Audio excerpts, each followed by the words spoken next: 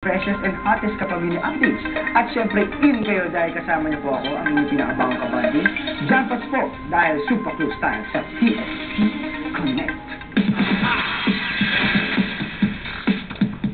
What's in, what's hot, at sino ang sikat? Kahapon, it was Europe's turn to share kung sino ang Pinoy na pambato nila. And today, we will rock your world. Isang Pinoy from Australia ang magpapasikat dito sa The In Thing.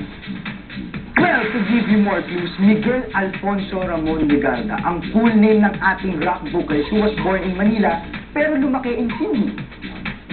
Yes, you got it right. Guys, he's none other than Mig Ayesa of Rockstar Images. Into performing arts din ang ating Pinoy rockstar.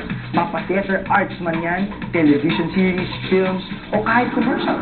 His major self-titled debut album is a collection of classic and contemporary rock and roll. At last year, he released an album na exclusive to Canada and the Philippines lang. Proud the Pinoy rockstar, kaya naman sikat na sikat ang puso ng mga Pinoy. Bukas naman ay hindi magpapahuli ang mga sikat na Pinoy ng tubong Pinas. Sikat din ang isa nating kabanding dahil muli niyang mga kabanding ang kanyang mga pinakanamimiss dito sa Pilipinas. Mismo Connect.